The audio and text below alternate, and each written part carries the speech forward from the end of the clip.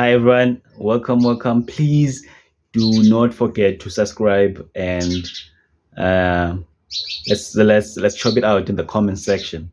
So I have a question here. So it goes as follows: what happens to the brand's identity when everything else is wiped out of that brand? And secondly, what happens to the culture that the very same brand has created among its people, among its community? And the third question is, what is the way forward into making sure that the brand's identity remains, the culture that people were long associated with remains as well. And of course, the last, but this is not a question. I think the last one I'll try by all means to address. I'll try by all means to address or come up with a solution, or what I think could be the solution. For instance, look, we have teams in the PSL that are less than 10 years. And when you look at those teams, you just, there isn't much connectivity, or there isn't much brand visibility that we know of as fans, or there isn't much of transformation that these teams really bring into the structure of the PSL. And the culture, it's lost because it's been totally wiped out, because the visibility that was there, the culture that was there, the brand's identity that was there in the first place, it's totally out now, like Bloemfontein Celtics. So yeah, but that's a story for another day. As for Celtics, so what is the way forward then? Personally, I think when you look at the PSL structures and its governance and everything else, personally, I think there should be a policy that says, if it ever occurs to you or happens that you want to buy a team, you don't have to buy the status first, and secondly, you have to buy the entire team. And having to do those, or having to do that, that means the brand remains the same.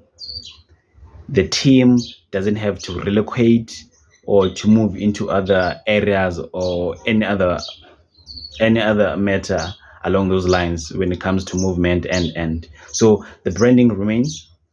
The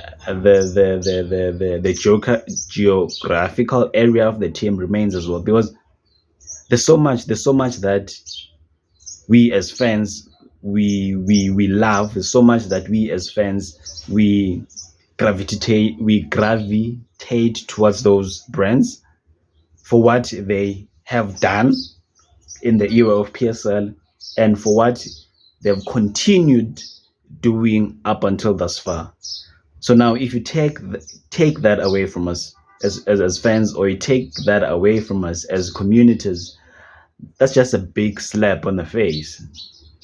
And you'd understand now how much love and the emotion we now tend to distance those away from the arena of football because of such things. Because the brand is not there anymore. The love, I mean, looking at Bloemfontein Celtics, when you had to go and play at Bloemfontein Celtics, or you had to go and play home games against Bloemfontein Celtics, I mean, ask Pizzo. Ask Pizzo. He knows very well how tough it was to compete with those guys, how tough it was to come up with points there. So really, I think this is something that should be looked at. And yeah, and especially when it comes to name changing, which affects the whole brand's visibility, and what that brand did for people, or did for its community and other neighboring communities. So that's just my opinion on what I think should happen when you look at some of these structural approaches when it comes to brands, especially in soccer, because we invest into the brand, we invest into what this team represent or what this team has done in the past. So, and of course, for maintaining, what's this? For maintaining the love and the emotion that we invest into this thing that we call soccer.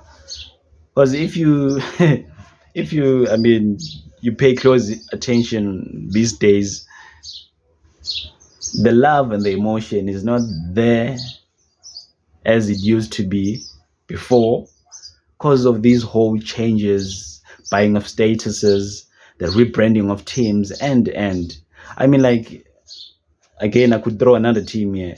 Think of what Vets represented. Think of what Vets did. You know, so when you take that whole culture, when you take that whole community, you're pretty much killing everything. So I think this is something that should be looked at, or a policy that should be there. And I understand there are financial difficulties, and I mean, everything else boils down into the financial difficulty aspect. But if it has to come to that point, so that means, as I've said, you have to buy the entire franchise. No relocation, no relocation, no changing of brand. You just buy the entire franchise and you move along. But I mean, in that manner or in that way. So yeah.